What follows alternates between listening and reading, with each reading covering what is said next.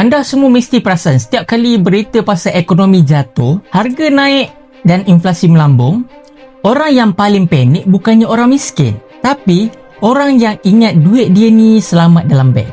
Saya ni masih ingat satu cerita daripada mak ayah saya dulu pasal krisis 1998. Masa tu ramai orang kerja elok je, duit tu ada, tapi nilainya jatuh sebenarnya. Hari ini benda sama tu berulang balik. Harga barang naik, gaji tetap sama, duit tu nampak banyak dalam akaun je, tapi kuasa beli dia makin mengecil sebenarnya. Masalahnya, ramai yang tak sedar benda ni. Duit tu bukannya hilang, tapi dia bocor pelan-pelan.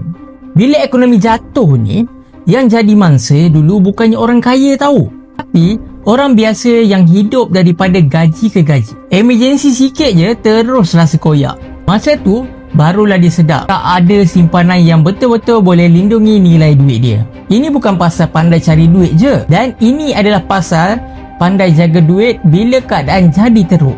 So kalau kamu ni tanya saya, langkah nombor 1 bila ekonomi jatuh ialah, yang pertama, anda perlu asingkan sebahagian duit kepada aset yang tidak mati nilainya. Bukan simpan semua dalam cash mata-mata. Bukan juga kerja pelaburan yang pelik-pelik. Tapi letakkan sikit demi sikit pada sesuatu yang sejarah dia sangat jelas. Nilai dia tahan daripada krisis. Dan saya pilih emas, tuan-puan. Yang buat saya ni selesa, tak perlu modal besar pun. Boleh mula dengan bajet RM100, boleh jual bila perlu, dan nilai dia tidak bergantung kepada janji-janji manusia. Simpan emas ini bukannya strategi kaya, tapi strategi untuk bertahan hidup dengan maruah. Kalau kamu ni rasa topik ini buat kamu terfikir, save dulu video ini, sebab bila ekonomi makin tak menentu nanti, ini adalah antara benda pertama yang orang akan cari balik. Dan katakanlah kamu ni nak tahu sistem simpanan emas yang saya sendiri guna, mudah sahaja, isi saja link di beg biru dekat bio saya ataupun tengok pin video di atas ini.